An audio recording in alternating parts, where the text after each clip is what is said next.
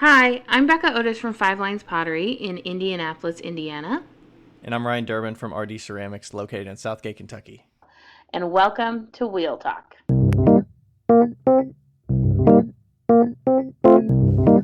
Hey guys, we've loved answering all of your questions so far. If you'd like to hear your question on the podcast, please send them to us on Instagram at Wheel Talk Podcast or by email to wheeltalkpodcast@gmail.com. Thanks.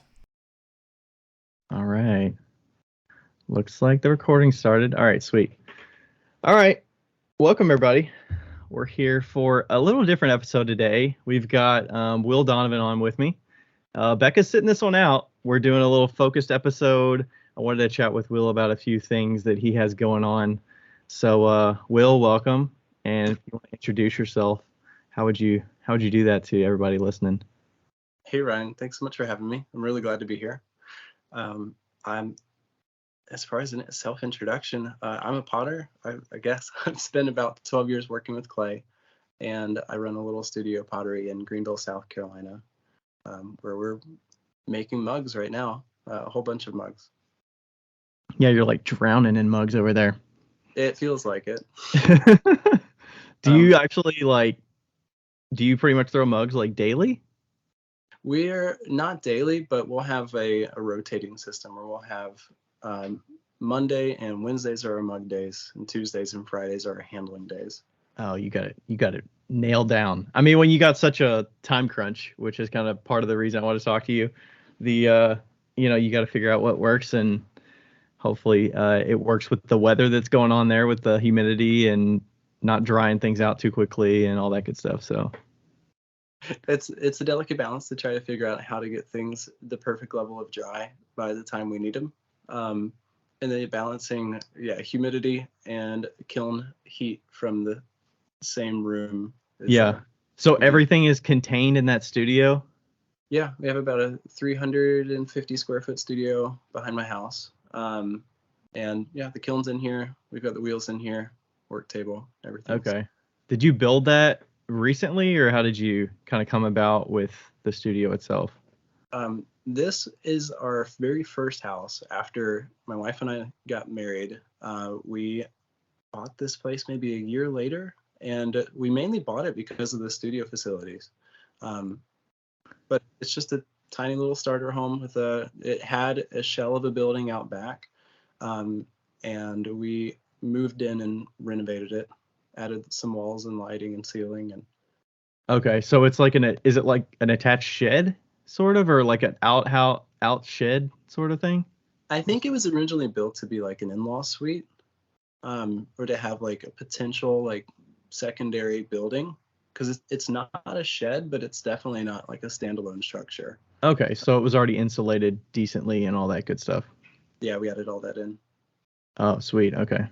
Yeah, it's great when you could find. I mean, I knew when we were searching for houses, the first house we weren't really looking with the studio like first and foremost, but it was like there's got to be a potential to have a home studio, because that was definitely important for me. So it's hard.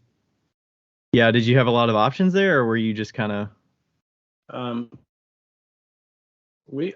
was pretty soon after we graduated college and got married that we were looking for houses, and we didn't have like a huge budget to work with at the time. So we didn't have a ton of options. Like we were pretty constrained in what we were able to get. So we were really lucky to find this place. Yeah, because being able to find and there's marble.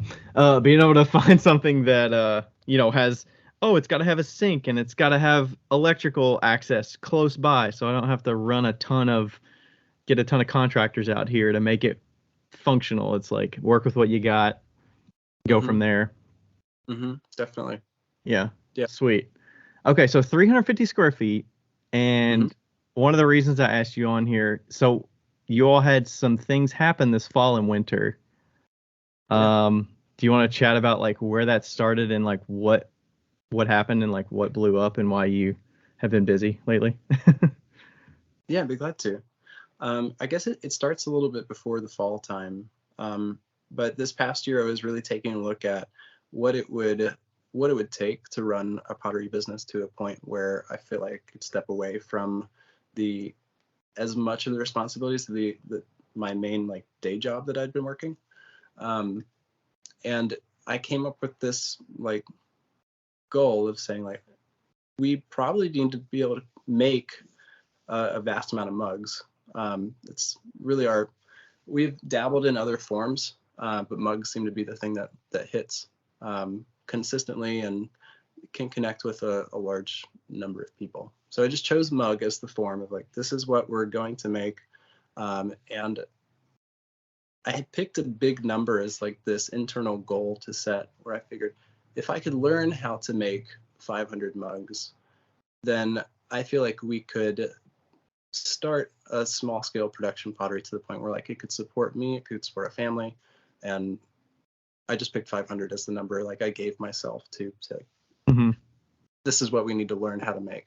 Yeah, and that was from, you said, kind of the end of the summer sort of time frame, with the intention of getting that in ready for the holiday season, because that's like the easiest shopping kind of item that people. Right. Something that would, easy to connect with people.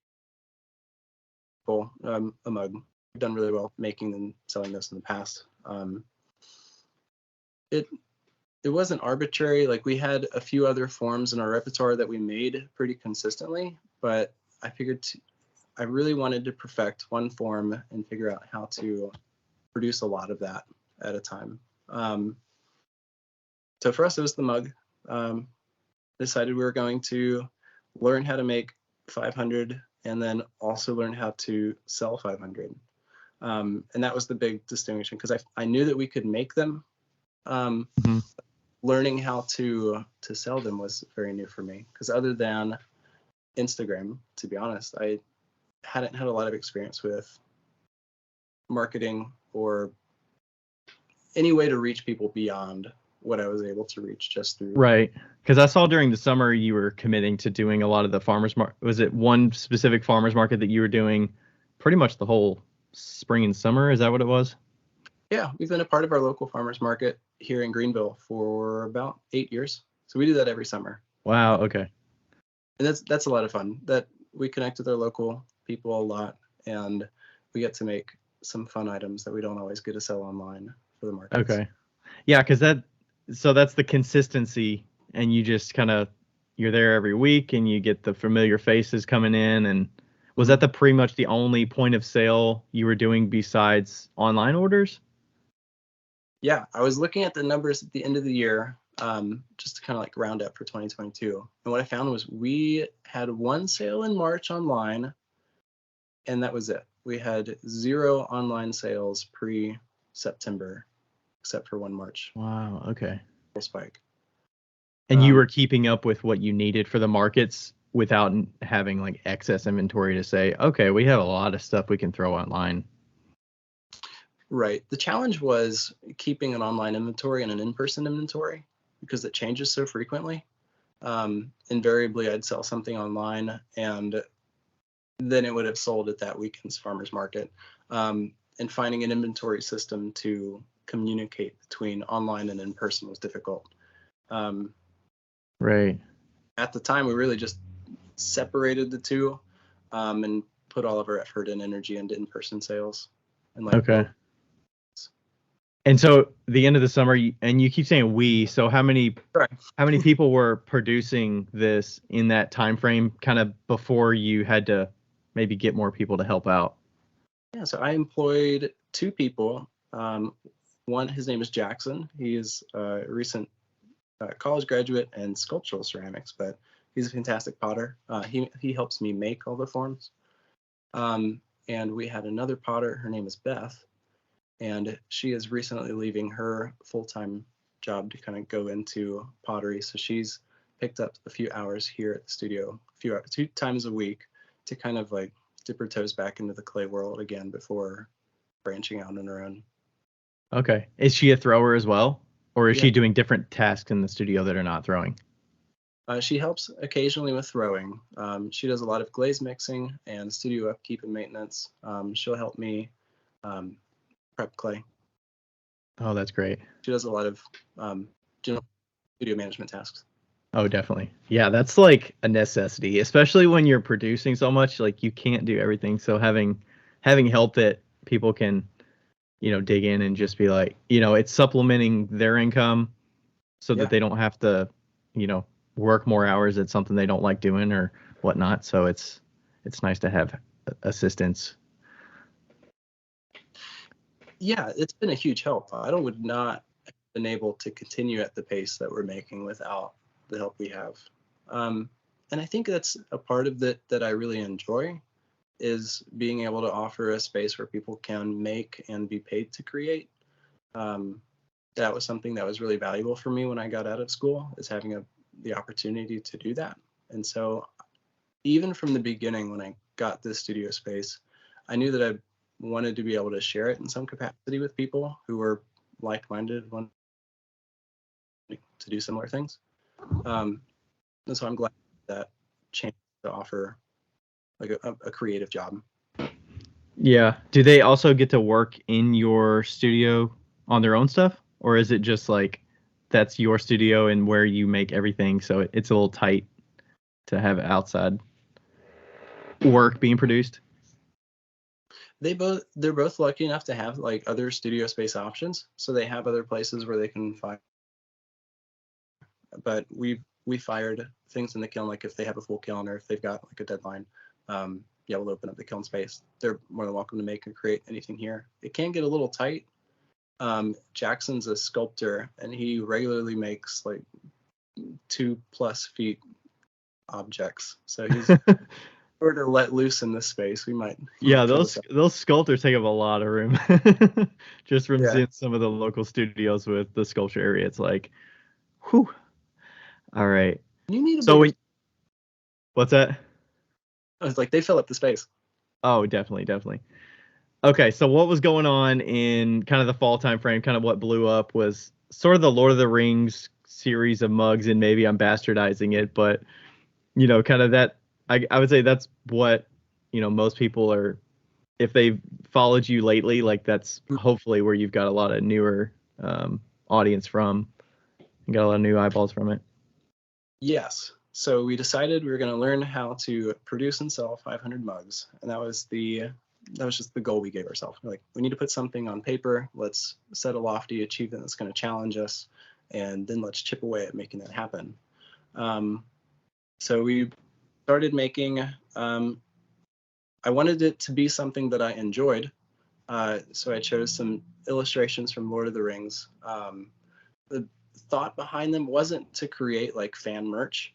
I was inspired by the characters and how the values that those characters held within the story to like overcome obstacles was some of my driving force of like inspiring myself to create 500 mugs, because that was something that for me that was very looming as far as like a big challenge to overcome. So I was trying to figure out like, how can I inspire myself through a story that I enjoy, that I know other people also enjoy, to like just spread this message of it's okay to do hard things. So we used imagery from Lord of the Rings and paired it with text that just had motivational or inspirational text underneath the imagery to connect people with the story and inspire them to do what they need to do in there every day while they're drinking coffee. But people connect through it because it's Lord of the Rings. And so we made, I started making those mugs and just creating content around those. We picked up our TikTok game and really started creating much more TikTok content, and found that had the potential to reach more people than other social media platforms we were using, just organically without having to spend money on ads. Right. And we had a small stock of like 30 mugs, which at the time I thought was fantastic. We had 30 mugs. And I didn't cap my website's inventory because I thought there would be no possible way that we will sell 30 mugs in any instance where I wouldn't be able to like adjust the inventory levels if orders started coming. So this is the first time we really had anything on the site. Didn't check inventory levels. We made a TikTok, and that was for one mug with one design on it? I had the TikTok that we made, the video was a short little clip of us throwing on a wheel, and then it had a brief little video clip of like each of the 5 designs that we had. And that was in the morning. We shared the video. I put my phone on silent. It was the weekend, I think, and so I had my 2 kids running around. Like, my day was full. By the end of the day, I looked at my notifications, and my site had my website notifications were the first thing I noticed. And I had this momentary panic when there were like several hundred notifications of sales and orders that had come through the entire day that I wasn't aware of. Do you get emails every single time there's an Yep. order? Yeah. Okay, so it wasn't like an Etsy thing where your phone is on ring and you just hear the cha-ching, cha-ching, cha-ching, cha-ching, cha-ching, cha-ching, cha-ching, cha-ching, cha-ching.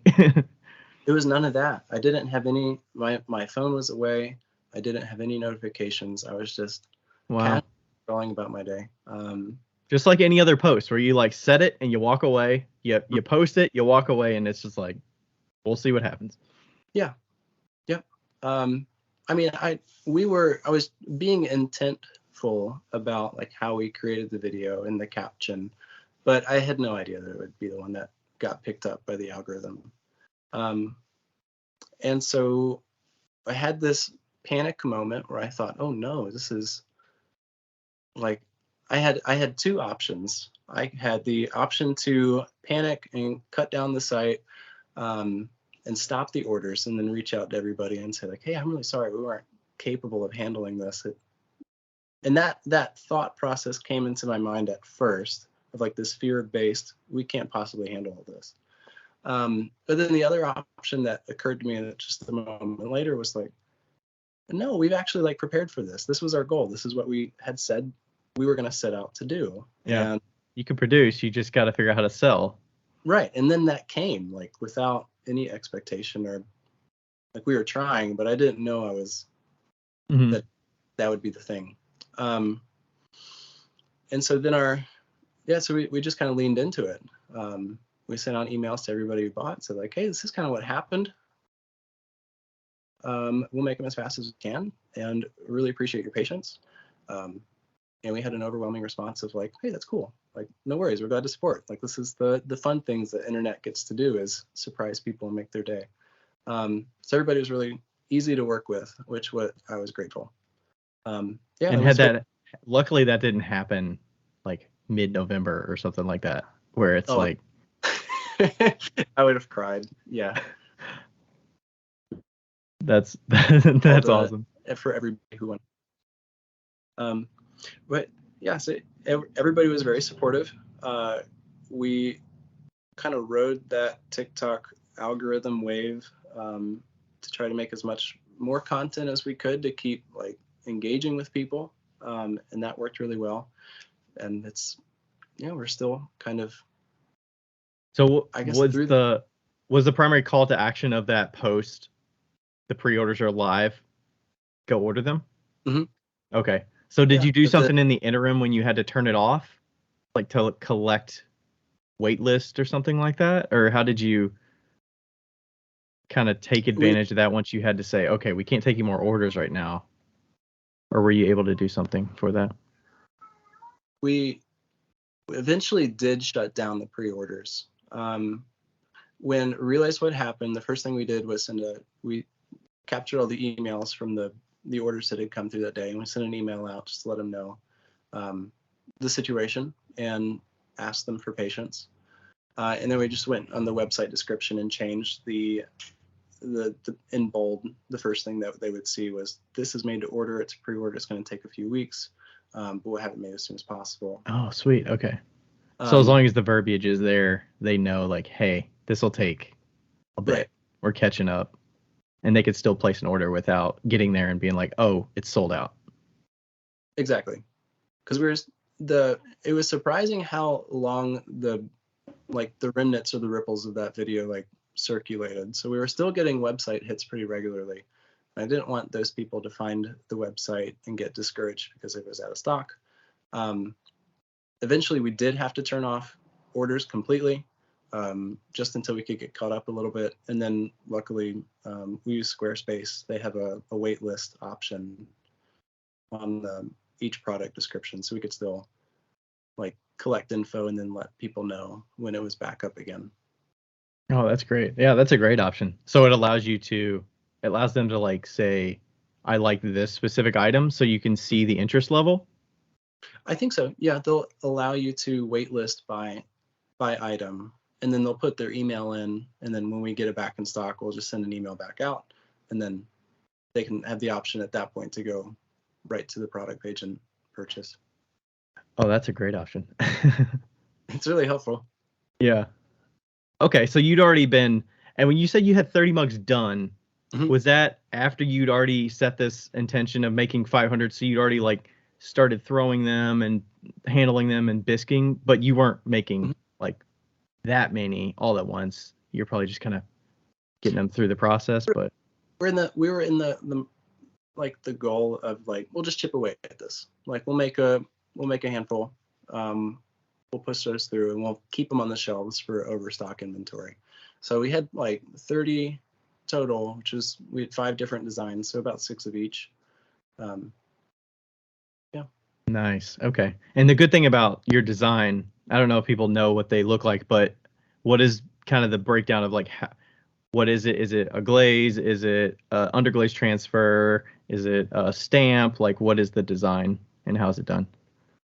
We illustrate all of our imagery in Procreate on my iPad, and then we'll send it off to a company who will create custom gold decals for us. So they'll screen print those images with gold luster onto water slide decal paper that we can then put on a third firing on top of a finished glaze.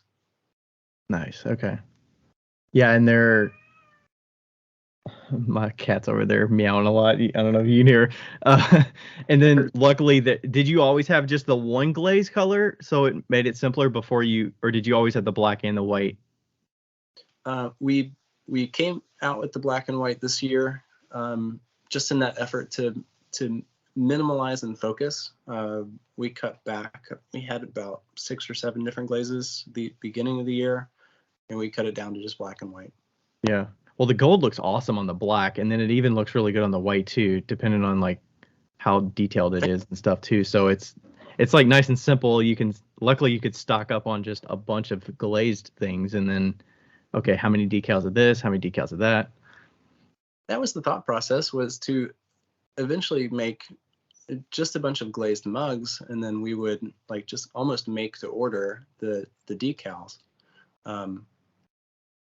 That was the original thought, but now we haven't been able to keep mugs on hand yet. Right. That's my goal for this year. Yeah. So based on where you were in 2022, you're essentially playing catch up a lot of like putting out you said you had to turn it off, but did you open pre-orders for a specific period of time and then you closed it and then you made those orders, shipped them out, and then you did something else?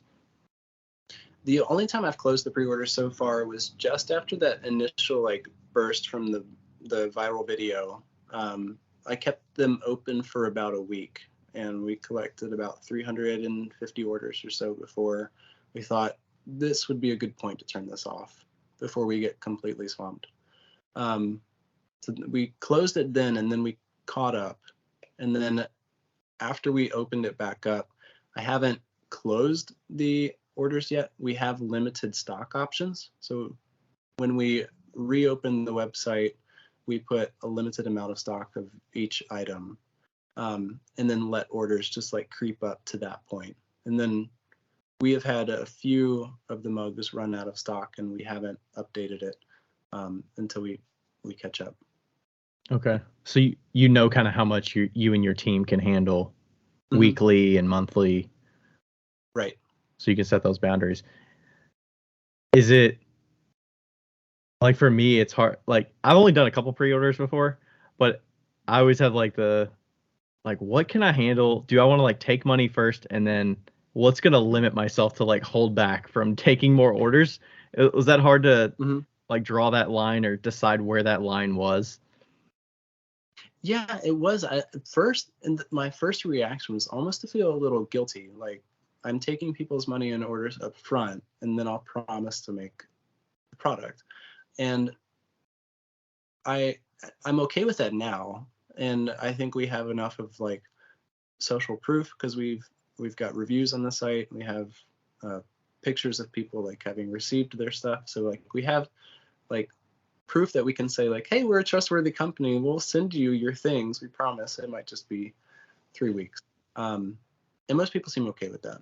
We're clear in our communication in like our order confirmation emails as well as the product descriptions that they are made to order, and at this time it's going to take a little bit. And most people seem to understand. Like, it's handmade, it'll get there. I haven't had any angry, "Where's my mug?" Yeah, emails I yet. mean it seems like your social media, what you're posting and how you're kind of narrating it and telling the story of how it's made Mhm. definitely factors into the slowness and the process and what goes into it. So hopefully that's communicated and there's understanding from their side as well. I hope so. I hope that's being communicated. It's definitely a goal is to let people know that we enjoy this is a crafted object. There's a lot of intent and thought that goes into each one. And even though we are making them at like maybe a bigger pace than another studio or potter that it's everyone still goes through like a few different people's hands before it leaves the door. It just takes some time. Yeah. So for 2023, Mhm. you're getting more prepared for hopefully having stock and then you can pull from it. What have you had to do with your staff and all of that kind of thing? Have you had to hire more people? Have you had to shift who's making what or how you're kind of organizing the making cycle or anything like that? That's probably been like the biggest challenge for me personally is like how to help manage a team towards a collective goal. It's been a really good learning process and I've enjoyed it a lot. We did hire a new assistant in November. So she's had not worked in clay previously. But she's been a wonderful help in addition to the fulfillment side of things. And then we're slowly training her in the aspects of the studio just to get her more familiar and comfortable with clay.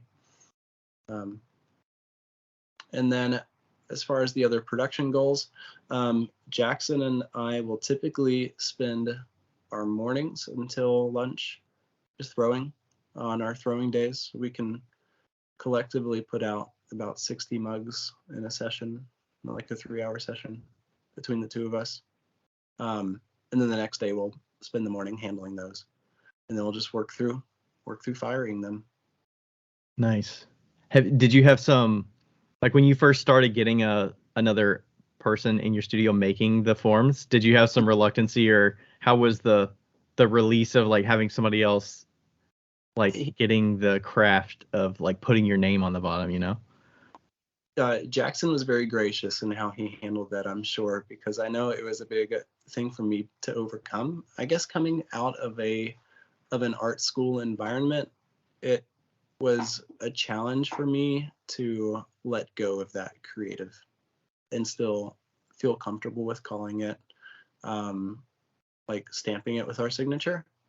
Um, the more I've thought about it, the more I'm more comfortable with that, and the fact that it's been able to be produced because of the instruction and the care that I've put and invested into Jackson as a potter. Um, and he's creating it in our studio under our name. Um, and it's been remarkable and rewarding for me to be able to see his skills and talent increase. Um, and so just as much as I did find a lot of enjoyment at personally creating, as the studio grows, I'm finding even more fulfillment seeing other people be able to create stuff that we've collaboratively designed. And I think that's really cool. Yeah, I think for me I was like I feel like the handle part would be the hardest to Mm-hmm. teach. Mm-hmm. I mean, I'm sure it's so teachable, but it's like having so and then it's like do they have to have had pulled handled experience and like what do your handles look like? How do you get to that point? I mean, it's totally teachable. It's just how much repetition it takes to get to that point. And for me, when I was designing like handles, I remember it took me a long time and a lot of years to be really happy with the handles that I make. And I thought at first that it would take an equally amount of long time to teach somebody else to make those same handles in a way that I would enjoy them as a craftsman. But I actually found like as long as I was able to communicate clearly, and if I was a good teacher, and if I would provide constructive feedback in how the handle should look, it actually sped the process up quite a lot. Jackson's handles, there are some that I can't distinguish from mine. And then our newest hire, we're teaching her how to pull handles, and I'm very impressed. She's been with us a month and a half now, and her pulled handles are very nice. Yeah, I think have you had to standardize some things so that it takes some of that intuition out? Because I know when I'm making, I'm like, I know this ball is going to be the size of the handle, rather than saying the ball has to be 10 grams or something like that. Yeah, we had to create a lot of systems and standardization on the steps leading up to pulling the handle, and that makes it much more repeatable and uniform. Okay. Did you have to do videos or something like that, or is it just a one-on-one with them of this is how you do it? We haven't gotten into videos yet. We are working on that now, where we're creating video content of how we do everything, and I think that will help for the future. But for the past couple of years, we've just done a lot of one-on-one.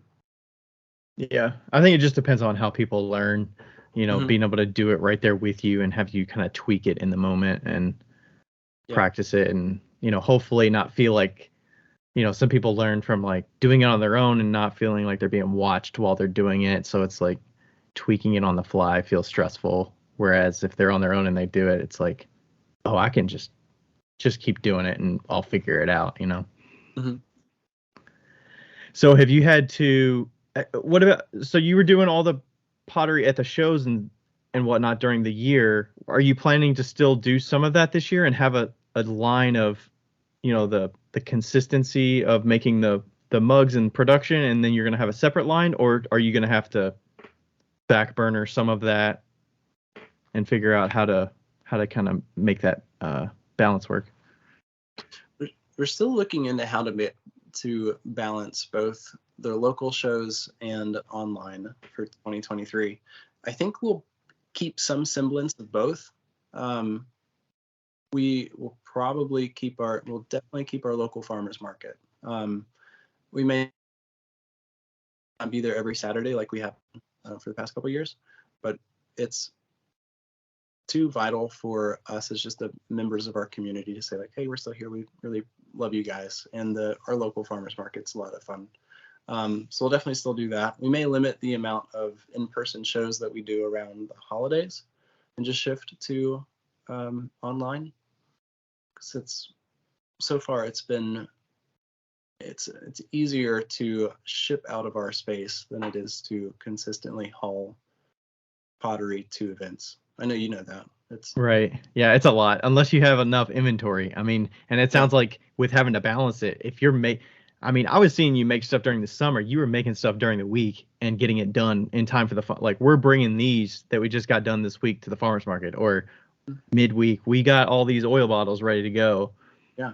And I'm glazing them today, and they're going to be there on Saturday. And it's like, you're hustling to get the inventory at the show. So it can be stressful. Oh, definitely. So, luckily I have enough inventory that I can keep stuff in the bins and just keep them in the vehicle. Now I can keep them in the vehicle. I used to keep them in the garage and move them in and out and all that stuff, but keep it in there. We'll have it for next week.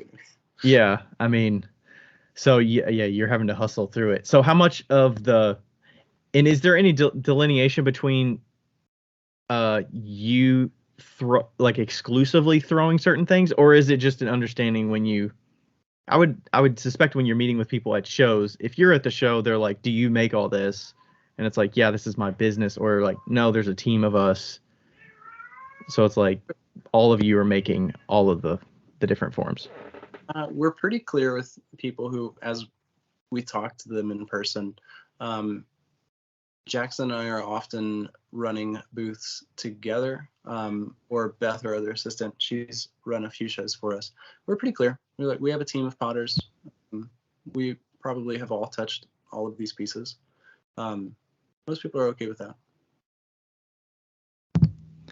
Yeah, I think at least for me, like when I'm at a show, it's just me. I don't know that I would have that ability to like release the the ownership of, hey, you take all of this stuff to the show, you set it up, you talk to people.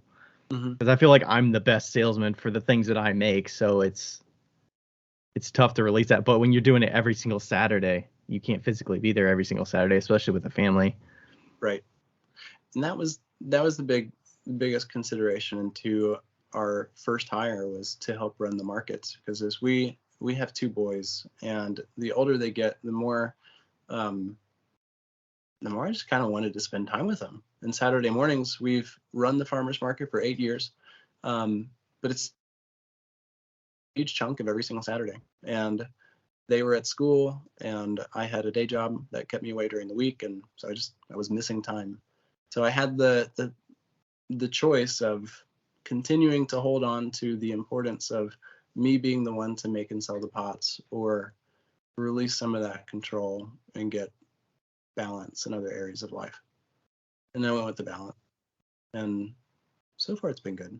There was a lot of learning for me and how to release that in a way that made sense and worked. And we're still kind of working through what that looks like, but overall I think it's been a net positive gain.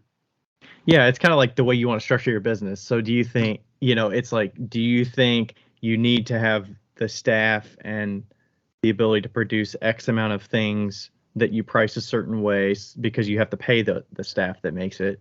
And do you have the audience to buy it versus you solo in your studio? Maybe you have somebody help you with a couple tasks.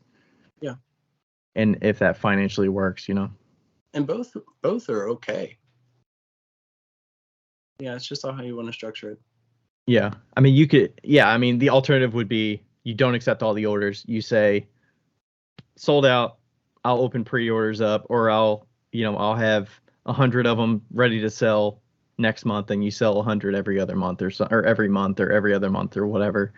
And it's like, you could make it work that way. You could make it work this way. So yeah, I've been making pots for a long enough time, and I've talked to a lot of people who also make pots. And what I found is there's really no like right or wrong way to sell or structure a pottery business. It's can you sell them? Are people buying them? Are you making enough to support yourself? And are you happy? And the happy is probably the biggest one. Are you making in a way that is fulfilling and brings you joy and is not causing you to leave the studio at the end of the day and like shuffle your way into bed and just like crash? Because if that's the case, then maybe something could change. yeah. And maybe that's a pricing change. Maybe that's a not overcommitting change, or like trying to, like, I find myself doing so many things that it can be overwhelming, that it's like, what if I just figured out a couple things and then you just focus on that, Right. And so often like the answer to those unlocks is somewhere like it's just a small little change somewhere. And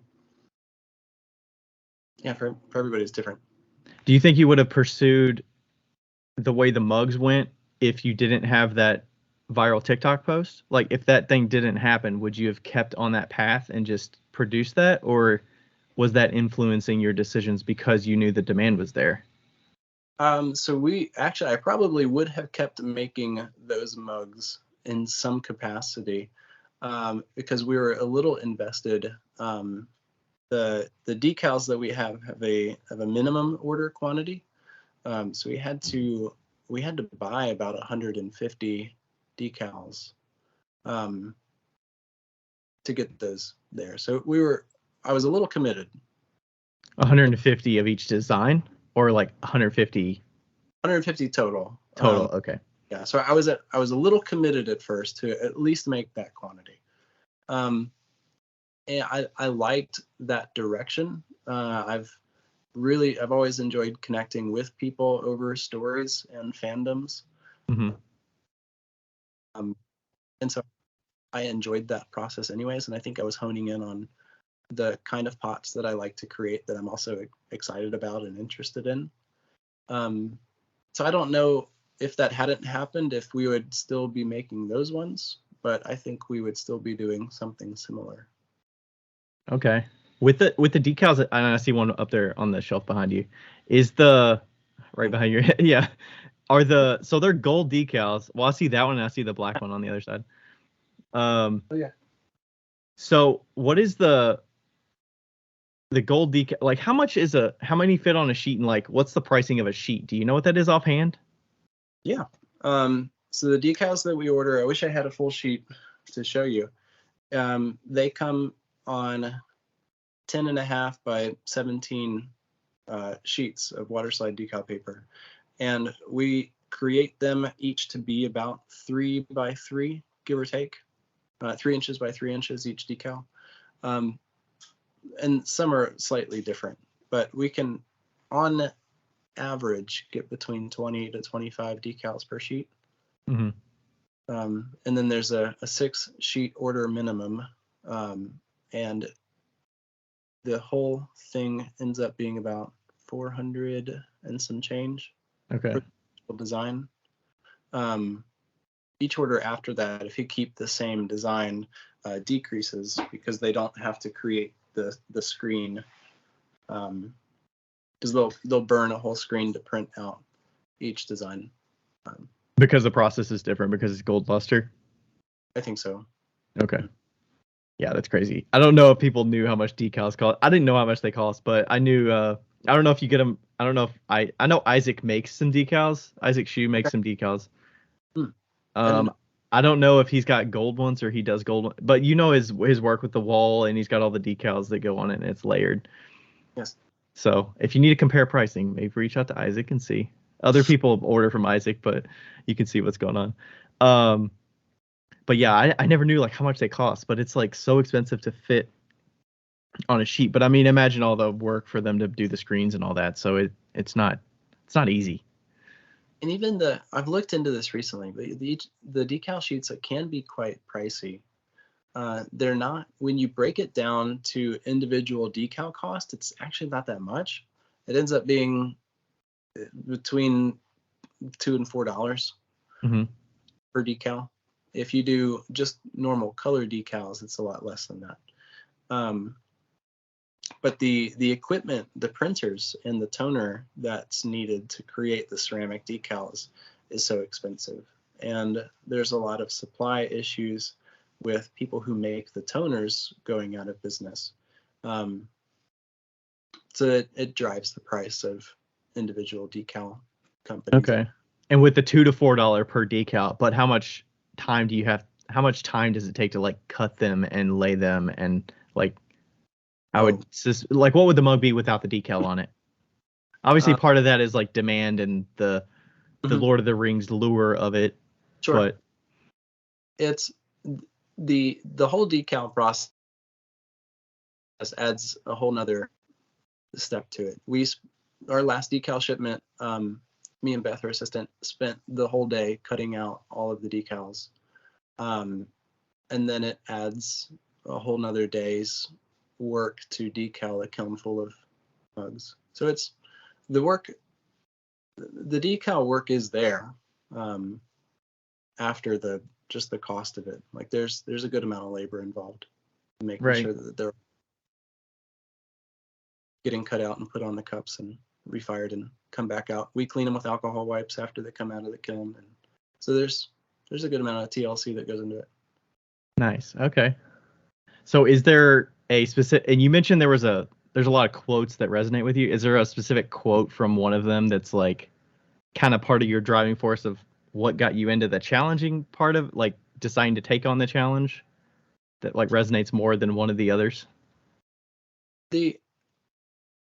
I think the one that resonates with me more than the others is so we did an illustration of the Moria Gate that the Fellowship goes through, and underneath that I came up with the text "Dare to Tread," and I wanted to use that because it kind of likened Moria as this like dark unknown that those characters in the story had to walk through to get to their goal, to get to the other side. And I think in life we have to go through a lot of dark unknowns, and those seasons can be short, they can be long, but we never know what good or what bad lies ahead if we don't take those initial steps to like dare to step out and go through those seasons of life. So that one I continually come back to as like this gets me through the day. Right. I think the consistency of and I see some of that in what you post as well, like the consistency, the showing up, the just doing stuff that's hard. I know you do a lot of like running and other things that are like time intensive, and just the social media game is very consistency driven and oriented, where you just have to show up a lot of times. Yeah, it's just a part of the job. If you just show up and commit to doing it, no matter how unpleasant or difficult it be, good things will happen. And those good things sometimes just look like training yourself how to show up and get things done. I come from a background where I don't have a lot of self-discipline and personal accountability. So these mugs to me are also like an environmental cue to remind me to nurture those values. I like that a lot. So something funny that I'm sure people on here know that if they've listened before, but I've probably admitted I've never seen any of the Lord of the Rings. So I need to get that on my list. I don't know how we got through this whole thing without me mentioning that. Yeah. So that wasn't the driving force of what made me want to talk to you, from knowing all this and knowing all the references and stuff. But it's like, I need to get on it. I don't know. It's a fantastic story. Like at the end of the day, like I know people will like harp on books, or they have very strong opinions on the new TV show. But at the end of the day, it's a fantastic story that has excellent characters that promote good qualities and good values, good leadership, and do wonderful things. So I thoroughly enjoy it. Okay. And then there's the Hobbit series, and I'm sure is that like adjacent, or is it like along with it where it's just as good, or? It's like a prequel. As far as like film quality, you'll have some opinions that are not as thrilled about the original like trilogy movies. Just like with any other fandom that breaks out into multiple movie series, you'll have some that are better and some that are not. Okay. But there's strong points to the Hobbit series. There's some strong points. Nice. Okay. And you mentioned it earlier about hopefully getting to a point where you're self-sustaining on Donovan Pottery outside of your other job. What is your other job? And people might know, it might have interacted with you without knowing it. Maybe. So I work at clayking.com. We're an online pottery supply store. I've been there for 6 or 7 years now. That was my first real person job. Was a sales representative and customer support rep at Clay King. That actually came about at a really pivotal time in my clay career. If I hadn't got that job, I probably wouldn't have stayed in clay. So I was been really thankful to work there. But I run their social media account and manage their Facebook and Instagram, as well as some little office inside the office work.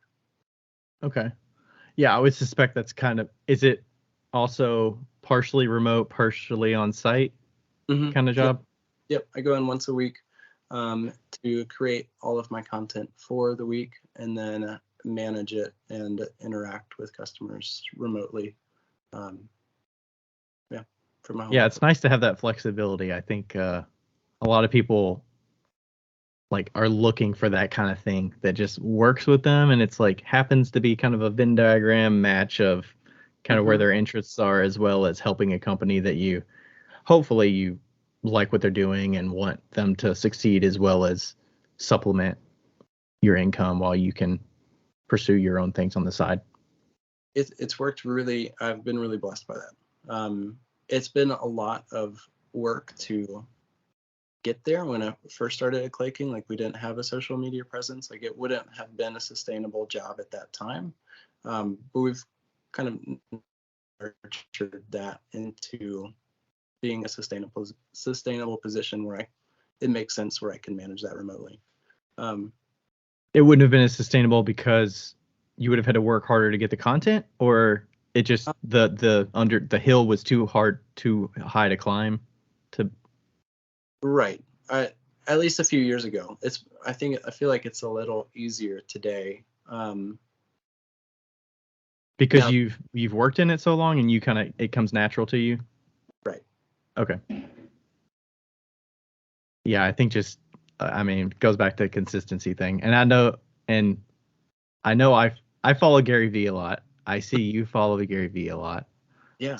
So getting some Gary Vee in you with the hustle and the grind and just doing stuff and seeing what works and sticking to it is kind of what you need.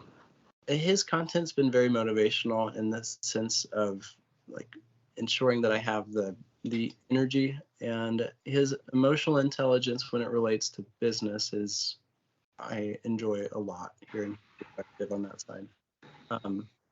Yeah, I feel like his content's valuable for anybody who's trying to start something and needs just somebody to remind you that it's about getting in there and just doing the work. Right. Yeah, and some people like need that kind of hard push, kind of like the person yelling at you, but they're not like yelling at you to be yelling at you. They're kind of like doing it to grab your attention, but also to hopefully motivate you. Some people need that. Some people need a little more light Gentle. pushing. Yeah. Yes. But at the end of the day, you have to put the hours in and the repetition and the work in to make things happen. Exactly. Yeah, it's showing up every day, like it or not.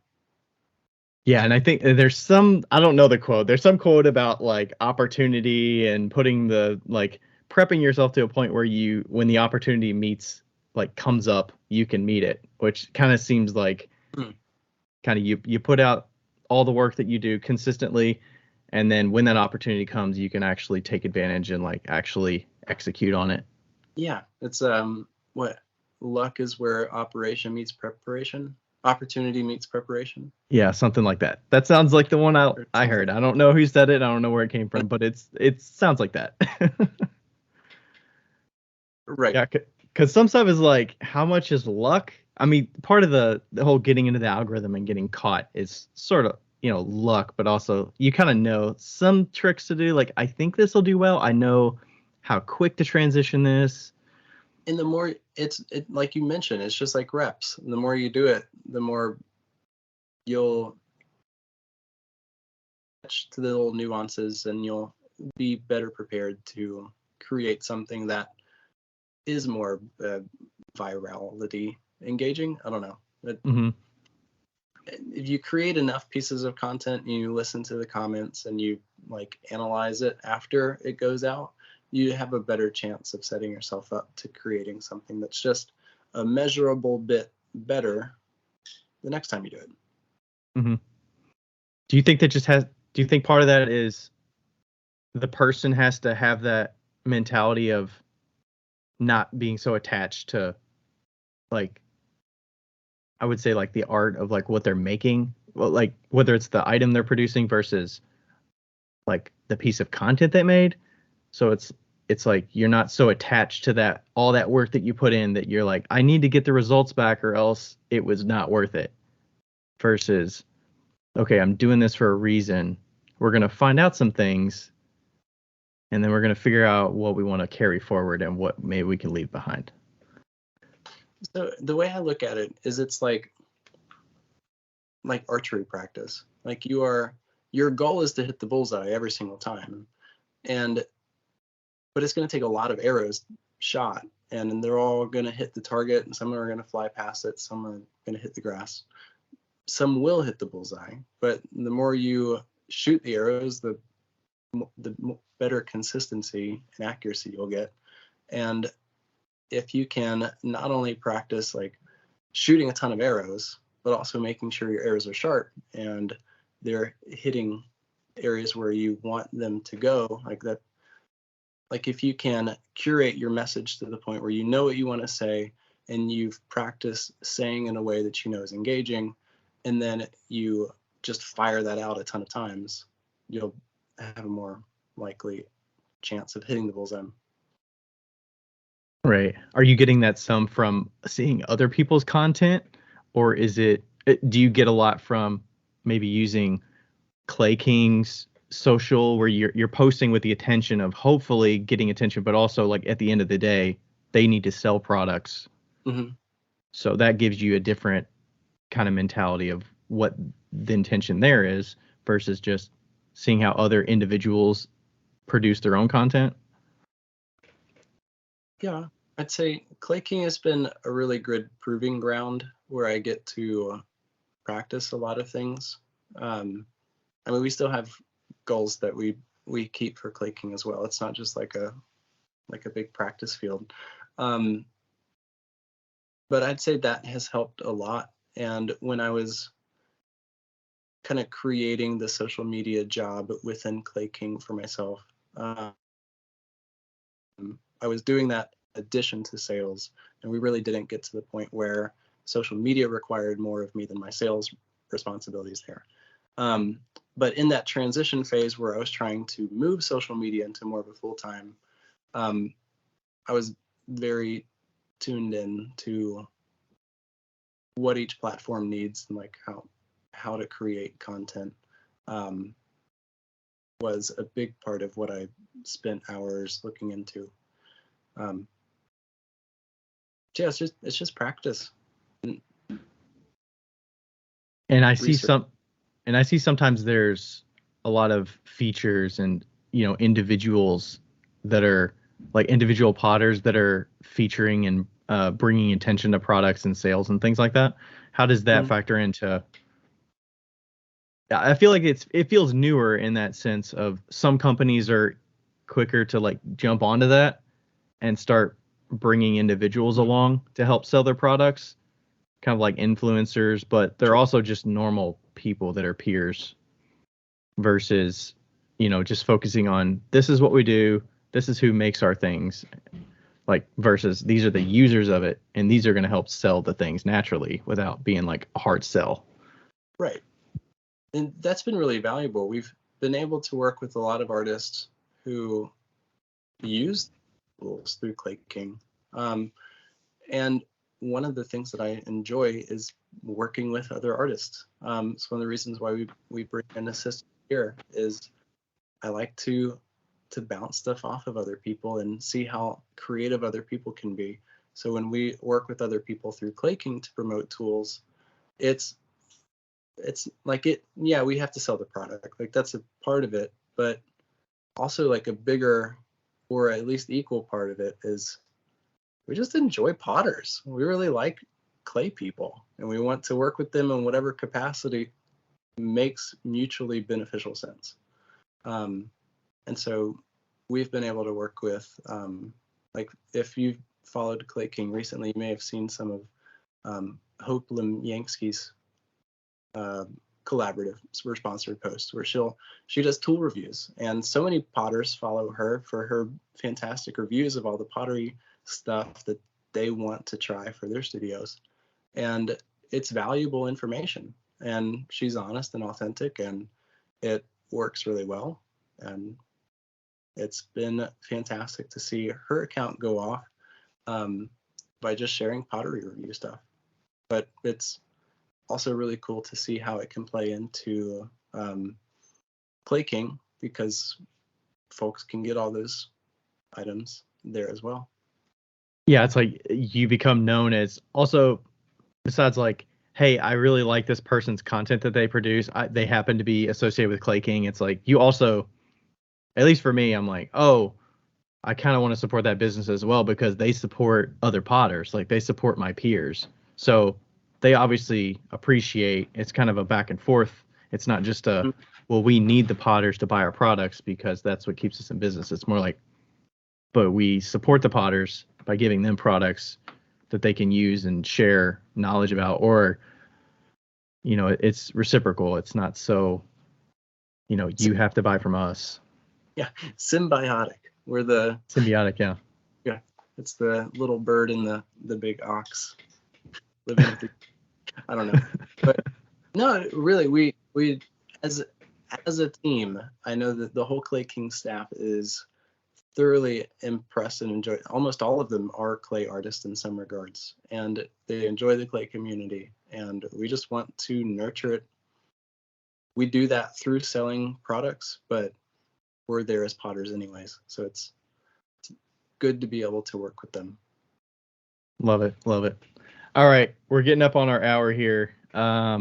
If people want to find out who you are, where you go, where do they go? I saw you added a new Instagram account as well for the studio. Do you want to share how people can find you? Yes, of course. You can find us on Instagram at Donovan Pottery, on TikTok at Donovan Pots, or like you mentioned, our new Instagram is Donovan Pottery Studio, where we'll share more behind the scenes from like a team lens perspective. Yeah, I think that's a great story to tell too. I don't know how many people, if they just find you randomly, they see your face and they're like, oh, well, he's making all this stuff. But it's nice to like bring people in the fold and say like, okay, it's not just me. Yeah, exactly. This is a team effort. I've been the face of it for so long. It's like I can't be that for too much longer because the amount of people that are here have outnumbered me. Right. And I think part of it is like people probably associate the business with you because they see your face, but also like you're very genuine when you talk to people. You're very gracious about this is what we're planning. This is what's coming. Look out for this. Here's how you can sign up for this thing if you're looking for it, or, this is available. I always feel like that comes across very genuine, and people can see that through the posts, at least through Instagram. I don't know how you manage the TikTok, but that's what I get from it. In their face, and thank you very much. It is genuine. It does come from my heart. Awesome. Well, Will, thanks so much for joining me today, and I know people get a lot of value out of this conversation, and we'll see you next time, everybody. Thank you, Ryan. I've had a lot of fun. Thanks for having me. Awesome. Thanks. We'll stop it here. Yo, higgity, yo. It's Becca here. Yeah. Hey, just so you know, thank you for listening. And also, we have... What do we have again? A Patreon. We have a Patreon that you should go, and if you want to donate to, you could donate to it. If you don't, that's cool too. But just Google Wheel Talk Podcast Patreon. Don't do the other one, because there is a Wheel Talk on Patreon, but it's not us. So make sure you get the right one. It's in the show notes. And also, leave us a review because they're fun to read. Okay, bye!